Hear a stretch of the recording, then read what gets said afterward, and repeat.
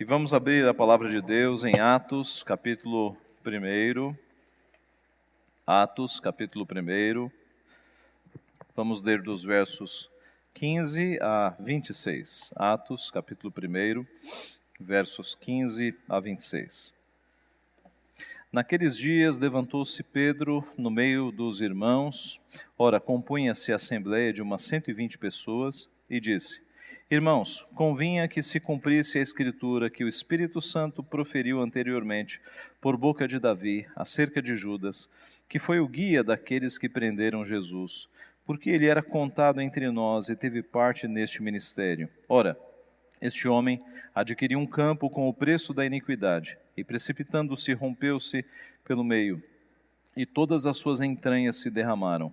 E isto chegou ao conhecimento de todos os habitantes de Jerusalém, de maneira que, em sua própria língua, esse campo era chamado Aceldama, isto é, campo de sangue.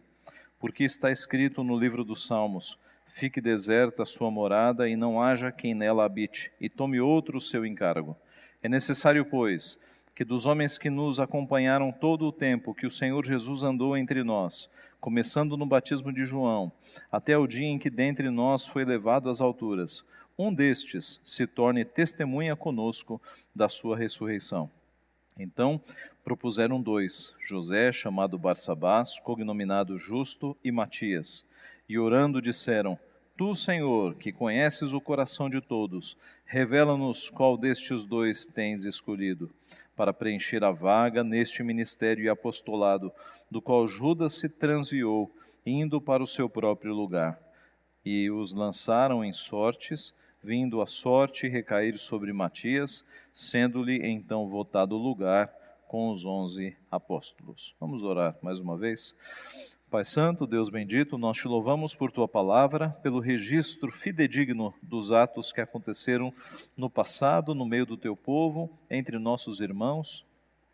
Te louvamos porque este registro edifica a nossa vida e nos dá princípios, Pai, para que possamos, nos dias de hoje, caminhar embaixo da tua vontade. Abençoa-nos, portanto, fala conosco a partir da tua palavra, Pai. Nós somos limitados.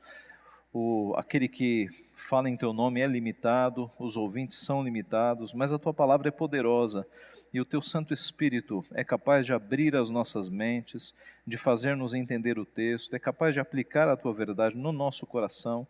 Faze isto, Pai, por amor do teu nome, em misericórdia ao teu povo. É o que nós pedimos humildemente, em nome de Jesus. Amém. Irmãos, boa parte da nossa vida é feita por escolhas. Nós fazemos escolhas o tempo inteiro. Desde as escolhas mais simples, como a cor da camiseta que você vai comprar, ou se você vai comer hoje lanche ou comida, ou se você vai ao açougue, ao mercado, há escolhas mais complexas e mais importantes. Com quem eu vou namorar? Com quem eu vou me casar, que faculdade, que carreira eu vou seguir, que emprego, que trabalho eu vou aceitar, em que escola eu vou colocar o meu filho. Há escolhas que nós fazemos que são mais importantes, que têm implicações mais sérias. A grande questão é, o que nos orienta para fazermos estas escolhas? Quais são os critérios que nós seguimos quando nós precisamos tomar uma decisão, precisamos fazer uma escolha? O texto que nós temos diante de nós, a escolha de Matias, ele não foi escrito para ensinar isso. Ele não é um texto normativo, não é um texto com normas. Ele é um texto descritivo, é um texto histórico. Ele está mostrando o que aconteceu naquela ocasião. Mas mesmo assim, nós podemos tirar princípios muito interessantes de como foi o processo da escolha de Matias e de como esse processo que eles seguiram nos ajuda também na nossa tomada de decisões, nas escolhas que nós fazemos para o nosso dia. O texto mostra como foi este processo na escolha daquele que seria o substituto de Judas Iscariotes. Nós podemos então, meus irmãos, responder esta pergunta: como fazer escolhas corretas? Como fazer escolhas corretas? O primeiro passo é guiando-se pelas Escrituras Sagradas. Guiando-se pelas Escrituras Sagradas. O texto começa dizendo que naqueles dias levanta-se Pedro no meio dos irmãos. O grupo, a assembleia, era composta de umas 120 pessoas. Você deve se lembrar que o apóstolo Pedro, depois de negar o Senhor Jesus Cristo 3 vezes, ele foi chamado e ele foi reabilitado pelo Senhor Jesus Cristo. Jesus perguntou para ele 3 vezes: tu me amas, tu me amas, tu me amas? E ali ele foi restaurado pelo Senhor Jesus. Quando Jesus fala: apacenta, apacenta o meu rebanho. Ele foi, aquele que havia traído a Cristo, ele foi restaurado ao colégio apostólico. E naturalmente ele vai se tornar o líder dos apóstolos. O livro de Atos, ele pode ser dividido em 2 pessoas, em 2 personagens. Na verdade, o personagem principal é o Espírito Santo. Alguns até dizem que o livro poderia ser chamado de Os Atos do Espírito Santo. Ele é chamado de Os Atos dos Apóstolos, não é? Mas poderia ser Os Atos do Espírito Santo, porque você percebe que depois que Jesus ascendeu aos céus e enviou o Espírito, você tem o Espírito agora guiando a igreja em todos os caminhos aqui. Mas em termos de personagens humanos, você tem um destaque para Pedro e para Paulo. Estes 2 homens são usados por Deus e eles aparecem constantemente aqui no livro de Atos. Pedro então se levanta no meio dos irmãos e é ele quem vai citar a Bíblia. É ele quem vai citar os 2 salmos que vão servir de base para que a substituição de Judas seja feita. O texto fala que havia ali umas 120 pessoas. Seria mais ou menos esse auditório, aqui a parte de baixo cheia. Era mais ou menos esta visão de Pedro, como se esses bancos aqui estivessem todos cheios. Esse era o grupo ali de crentes que estava reunido. Pedro, então, ele começa a resolução deste problema. Qual é o problema? Quem vai ficar no lugar de Judas Iscariotes? Ele começa como? Ele começa com a Bíblia. Meus irmãos, este é o ensino. Nós começamos com a Bíblia. Nós vamos para a palavra de Deus. E ele diz: irmãos, convinha que se cumprisse a Escritura, que o Espírito Santo proferiu anteriormente por boca de Davi, acerca de Judas, que foi o guia daqueles que prenderam Jesus. Convinha que se cumprisse a Escritura. Tanto a traição quanto a morte de Judas Iscariotes já estavam previstos. Não houve nenhum acidente. Deus não foi pego de surpresa. No ministério de Jesus, ele já havia dito, né, que ali estava aquele que levantaria o calcanhar. O traidor já estava entre eles. Tudo isso já havia sido previsto. Não houve nenhum acidente nos planos de Deus. O Espírito Santo proferiu anteriormente por boca de Davi. Esse é um detalhe interessante. O Espírito Santo já atuava no Antigo Testamento. Quando os profetas faziam profecia, já era o ministério do Espírito Santo, falando por meio daqueles homens, falando, embora veladamente, não claramente, o nome de Judas não é citado, mas você tem 2 textos no Antigo Testamento que se encaixam perfeitamente com o que aconteceu ali com Judas. O texto mostra então que Pedro aponta que Judas teve participação entre os 12, verso 17, porque ele era contado entre nós e teve parte neste ministério, e a partir daí ele mostra como Judas morreu. Pedro diz: ora, este homem adquiriu um campo com o preço da iniquidade, e precipitando-se rompeu-se pelo meio, e todas as suas entranhas se derramaram. Quando Judas, com remorso, foi devolver as 30 moedas de prata, os sacerdotes não aceitaram, porque aquilo era dinheiro de sangue.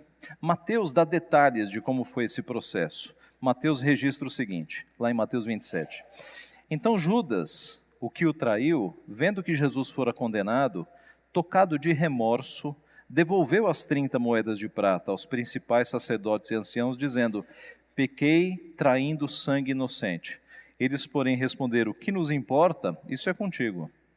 Então Judas, atirando para o santuário as moedas de prata, retirou-se e foi enforcar-se.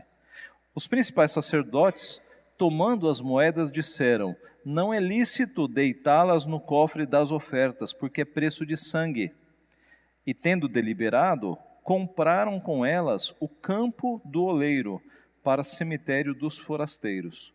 Por isso aquele campo tem sido chamado até o dia de hoje campo de sangue. Então se cumpriu o que foi dito por intermédio do profeta Jeremias. Tomaram as 30 moedas de prata, preço em que foi estimado aquele a quem alguns dos filhos de Israel avaliaram, e as deram pelo campo do oleiro, assim como me ordenou o Senhor. Meus irmãos, vocês percebem que não se tem muita certeza de como foi a morte de Judas. Mateus fala que ele foi enforcar-se, e Lucas, que é quem escreveu Atos, diz que ele precipitou-se e a sua barriga abriu, as suas entranhas saíram.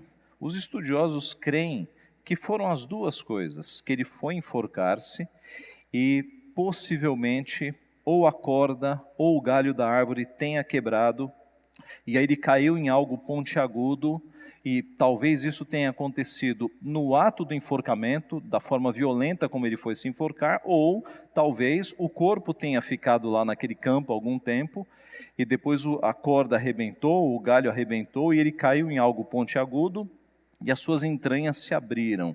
As duas coisas aconteceram, né? Os detalhes nós não temos, mas juntando os dois relatos, nós chegamos nesta visão. O fato é, meus irmãos, que isto chegou ao conhecimento de todos os habitantes de Jerusalém, de maneira que aquele campo passou a ser chamado campo de sangue. E aqui nós temos um mistério também.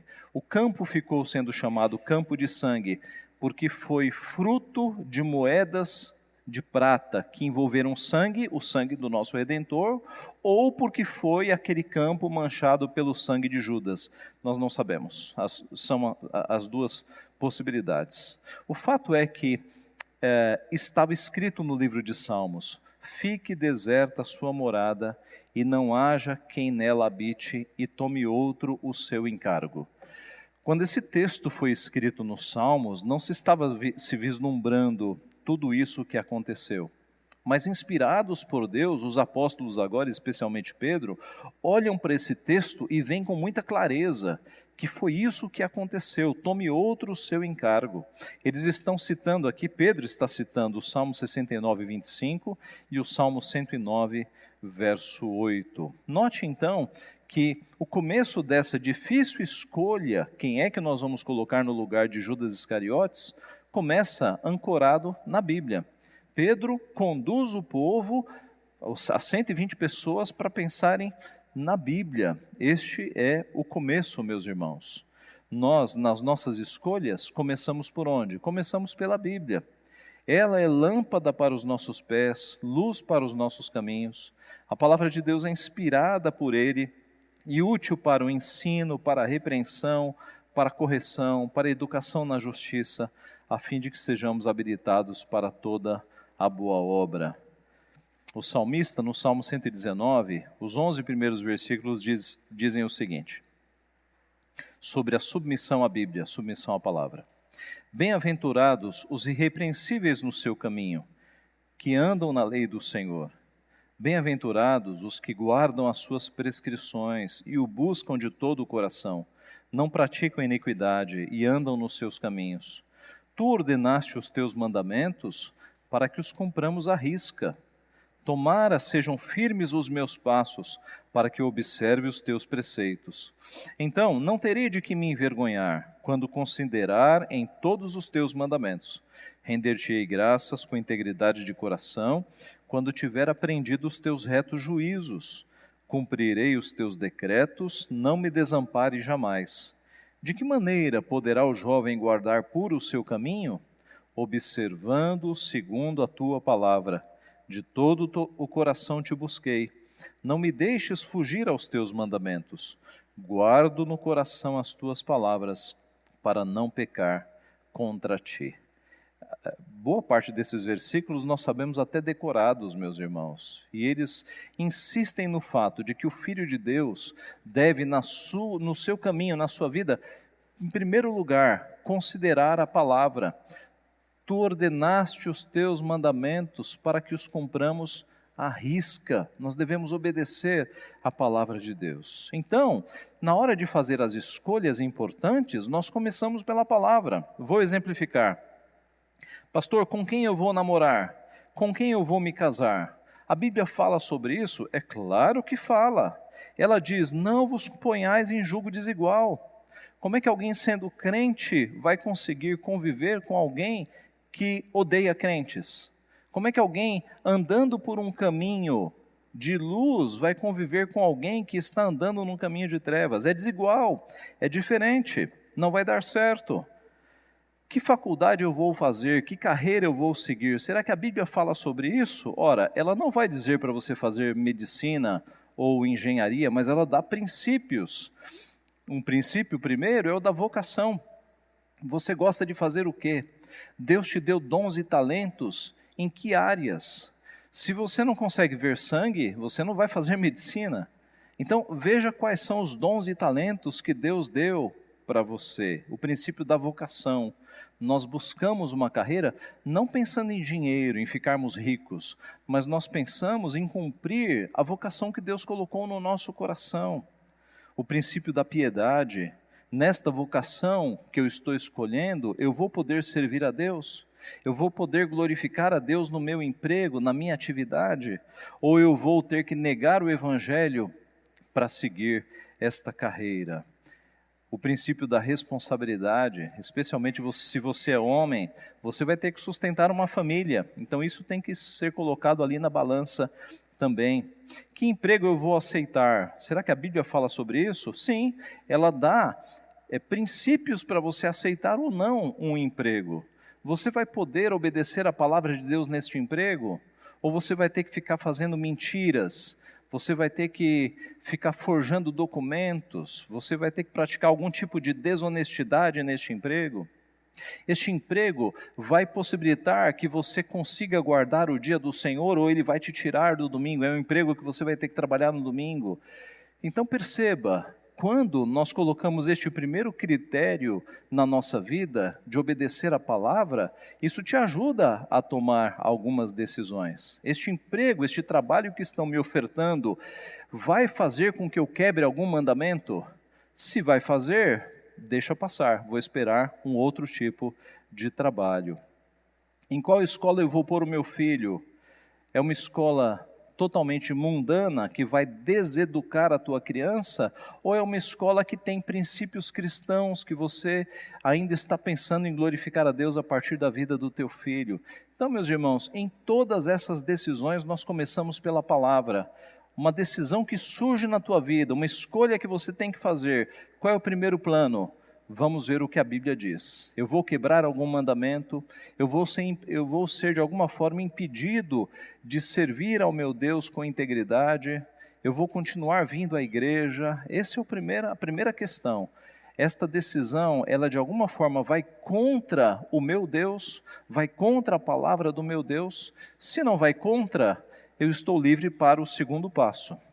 Nós vemos aqui no processo, em segundo lugar, meus irmãos, então, além deles buscarem a palavra, guiando-se pelas Escrituras Sagradas, em segundo lugar, eles usaram o bom senso. Eles usaram o bom senso. Veja o verso 21 e 22. É necessário, pois, que dos homens que nos acompanharam todo o tempo que o Senhor Jesus andou entre nós, começando no batismo de João, até o dia em que dentre nós foi levado às alturas, um destes se torne testemunha conosco da sua ressurreição. Nós temos aqui os critérios objetivos que eles usaram para chegar num nome. Este homem deveria ter sido membro ali do grupo dos apóstolos desde os dias de João Batista, deveria ter estado os 3 anos com Jesus e deveria ter sido testemunha ocular da ressurreição de Jesus. Nada no texto indica que isso tenha sido revelado. Aqui, eles não citam a Escritura. Eles não estão citando como foi feito no primeiro lugar. Judas tem que ser reposto, citaram as Escrituras. Aqui, quanto aos critérios, eles não receberam isso por revelação, não é citação de profecia. É o quê? É bom senso, meus irmãos, é sabedoria. Porque era uma questão de bom senso que o substituto de Judas Iscariotes, ele estivesse no mesmo nível dos outros apóstolos. Não poderia ser alguém que acabara de chegar à fé. Teria que ser alguém que houvesse acompanhado nosso Senhor Jesus desde o seu batismo, o ministério inteiro, até a sua ressurreição. Note que eles propuseram 2 nomes. Dentro destes critérios, 2 nomes daqueles 120 pareceram bons. José, chamado Barsabás, cognominado Justo, e Matias. Os 2 eram os que melhor se encaixavam neste perfil. Note que nesse tipo de escolha, eles usaram a mente, eles usaram o bom senso, eles usaram o que nós chamamos de sabedoria, meus irmãos. Então, este é o segundo ponto. Nas escolhas da nossa vida, Deus nos deu uma mente e nos deu a sua palavra para aumentar a nossa sabedoria, para que nós consigamos tomar decisões. E quando você acha que você não está tão sábio para tomar uma decisão, o que você faz? Você busca conselheiros, você busca o conselho de pessoas que são sábias. E a Bíblia é repleta de textos dizendo isso: busque conselho, busque conselheiros. Alguns textos em Provérbios: ouça o sábio e cresça em prudência, o instruído adquira habilidade. Melhor, Provérbios 12:15, o caminho do insensato aos seus olhos parece reto, mas o sábio dá ouvidos a conselhos. Provérbios 13:10, da soberba só resulta contenda, mas com os que se aconselham se acha a sabedoria. Provérbios 15:22, onde não há conselho fracassam os projetos, mas com os muitos conselheiros há bom êxito. Provérbios 19:20, ouve o conselho e recebe a instrução, para que seja sábio nos teus dias por vir. Então, em termos práticos, nas minhas decisões, depois de passar pelo crivo da palavra, eu vou passar pelo crivo do bom senso, da sabedoria. Pastor, será que o primeiro crivo já não é suficiente? Às vezes não. Há tipos de decisões em que a decisão já passou pelo crivo da palavra, mas você vai ter que considerar outros aspectos. Por exemplo, na questão de namoro, de casamento. Ela é crente, mas não suporta animais domésticos, e você ama animais domésticos. Ora, está claro que grandes diferenças nos relacionamentos podem dar errado. Pastor, ele é crente, mas é fanático por futebol, e eu não suporto futebol. Ela é crente, mas gosta de um culto totalmente diferente do culto reformado e bíblico. Veja, situações entre crentes, mas com cabeças bastante diferentes. Então, em termos de casamento e namoro, não é porque a pessoa é crente que isso é garantia de que você deve se casar, apenas por isso. Você vai ter que ver algumas afinidades, questões de sabedoria, questões de bom senso, mesmo num ambiente em que você já passou pelo critério da palavra. Pastor, o emprego, eu não vou ter que quebrar nenhum mandamento com este emprego, mas eu sinto que eu vou trabalhar de graça. É justo você trabalhar de graça? É justo, então, de repente, você se propõe a fazer o bem para aquela empresa ou instituição que está precisando. Mas perceba que mesmo passando pelo critério da palavra, você vai ter que analisar outros aspectos agora. E como é que você analisa isso? Sabedoria, bom senso. É aí que você deve se cercar de conselheiros, porque às vezes a questão vai envolver aspectos que você ainda não chegou lá, que você precisa de sabedoria. E aí os conselheiros, pessoas que têm mais experiência, e busque conselheiros dentro da igreja, podem te ajudar a ver ângulos diferentes. Eles aqui usaram de bom senso, meus irmãos. A escolha destes critérios de que o substituto deveria ser alguém que havia acompanhado o mestre desde o batismo até a sua ressurreição, foi uma questão de bom senso. E na nossa vida, nas nossas decisões, passado o critério da palavra, aí nós temos que entrar nos critérios de sabedoria e de bom senso. E sabedoria, meus irmãos, é algo que a gente vai adquirindo com o decorrer dos anos. É possível você ter pessoas que têm muito conhecimento, mas que não têm sabedoria, que não conseguem lidar com pessoas, que não conseguem se relacionar. São enciclopédias ambulantes, mas que não têm tato, não têm sabedoria, não têm compaixão, misericórdia, tato para lidar com pessoas. A sabedoria, ela vai sendo acumulada, e se você não tem, aí você busca conselheiros. Assim, meus irmãos, um segundo critério é o do bom senso. Um terceiro critério que nós vemos que eles usaram aqui foi a oração. Veja os versos 24 em diante.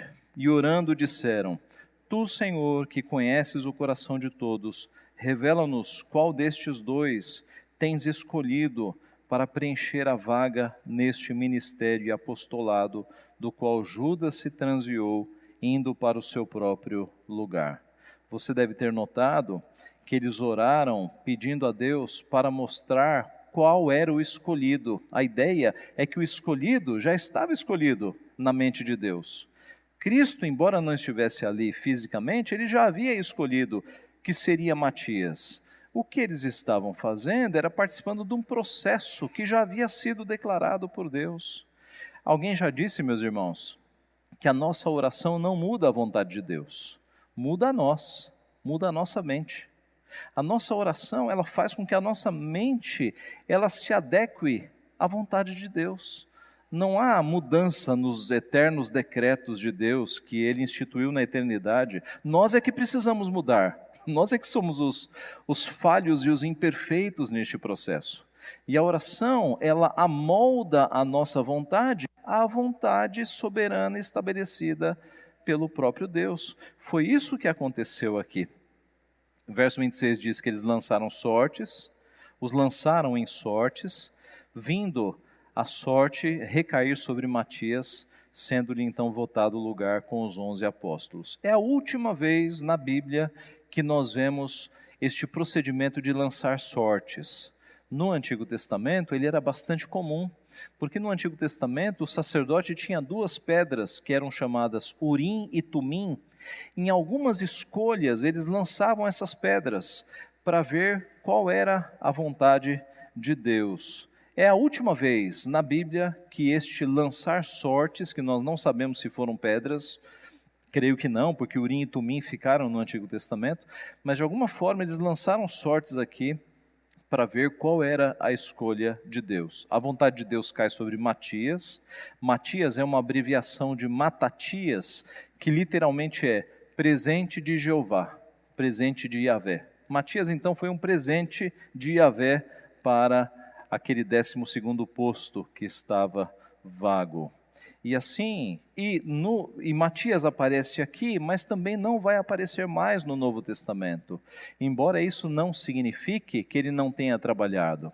Quando você recorre às fontes históricas do que aconteceu depois da Bíblia, a maioria dos estudiosos diz que Matias foi para a Etiópia, e lá na Etiópia ele pregou o evangelho e foi martirizado lá. O ministério de Matias foi muito frutífero, pessoas se converteram lá na Etiópia, e foi lá que ele morreu. Você vê que depois da escolha, então, depois da oração, eles lançam sortes, e Deus o responde desta forma. Meus irmãos, nós não estamos mais autorizados a lançar sortes, este procedimento ficou aqui no livro de Atos, mas é fato que Deus inclina o nosso coração em algumas decisões difíceis. Então veja, nesta decisão, você já passou pela Bíblia, pastor, não fere a Bíblia. Já passou pelo critério do bom senso e da sabedoria, pastor, ainda estou na dúvida. Ore, busque a Deus em oração. Peça para Deus inclinar o teu coração, para Deus surgir com um conselheiro diferente, alguém que traga uma palavra para que você consiga tomar a decisão correta. Foi isso que eles fizeram, eles oraram e Deus apontou exatamente o que eles deveriam fazer. O nosso texto fecha, meus irmãos, com a igreja agora estando pronta para o Pentecostes. A 12ª vaga, ela foi assumida por Matias, agora falta preencher a vaga de Jesus, porque a ideia é que se Jesus não fosse, ele não mandaria o Espírito. E o Pentecostes vai vir agora em Atos 2, justamente para dar o prosseguimento na missão da igreja. Atos 2 vem o Espírito Santo. Nós concluímos dizendo, em termos bem práticos então, se você tem decisões importantes a tomar, pode ser questão sentimental de namoro e casamento, questão profissional de carreira, questão comercial, ou ainda uma questão familiar. O primeiro passo é o que a Bíblia diz. Quais são os princípios? Será que se eu assumir isso aqui, eu vou, de alguma forma, quebrar a palavra de Deus? Eu vou quebrar algum mandamento? Este é o primeiro critério. O segundo é o do bom senso. Eu vou usar a minha sabedoria para perceber se essa decisão ela vai ser a mais sábia, a mais adequada, a mais oportuna para este momento da vida. E se está difícil, eu busco conselheiros. E Deus pode falar por conselheiros. Mas imagine que você ainda está com dúvida. Busque a Deus em oração. Peça para Deus clarear o pensamento, peça para Deus trazer fatos novos, para Deus fechar caminhos, abrir portas. E Deus é poderoso, meus irmãos, para fazer isso. Eu me lembro que há uns 12 anos atrás, eu passei por uma situação dessa e eu orei, eu pedi conselhos e era uma decisão difícil que eu tinha que tomar e eu falei, Senhor, decide por mim, decide por mim, porque eu não sei. Os dois caminhos não quebram a tua palavra, os dois caminhos são bons, decida por mim, Senhor. E Deus decidiu, Deus fechou uma porta e ficou claríssimo que eu tinha que ir por um outro caminho. Então, Deus faz isso, Deus cuida de nós, meus irmãos. Deus não está governando apenas os aspectos gigantescos da sua criação, o caminho das nações, os asteroides, os astros solares, os astros celestes. Ele se relaciona com seus filhos. É o Deus que fala Samuel, Samuel, quando Samuel está na cama. É o Deus que se relaciona com cada um de nós. Ele é o Deus gigantesco que rege o universo, mas Ele rege a vida de cada um de nós. E quando nós estamos em situações, em escolhas difíceis, em momentos decisivos da nossa vida, e nós clamamos por Deus, Ele nos acode, Ele nos responde. Nós temos é que nos consagrar, nos devotarmos a Deus, nos colocarmos diante de Deus para que Ele nos ajude. E que pai, meus irmãos, não ajuda um filho quando um filho vem diante da sua presença pedindo ajuda? O nosso Pai Celestial, que é bondoso, Ele nos ajuda. Então, em decisões difíceis, em escolhas que você precisa tomar, use os critérios da palavra, use o bom senso, a sabedoria e ore ao Senhor. Peça para Deus guiar a tua decisão, a tua escolha, e Ele vai guiar pelo seu caminho. Meus irmãos, a nossa vida, ela já foi totalmente escrita. Tudo o que vai acontecer já está escrito. Nós estamos neste processo. E na tomada de decisões, nós estamos sendo observados por Deus também. No fundo, as nossas escolhas são uma declaração de obediência ou não ao nosso Deus. Nós estamos sendo observados por Deus. Que as nossas escolhas, então, sejam piedosas. Que nós nos submetamos à palavra de Deus, à sabedoria de Deus, à oração diante do Senhor, porque assim nós seremos aprovados e Deus abençoará as nossas escolhas e o nosso futuro. Que assim seja, que Ele nos abençoe. Amém.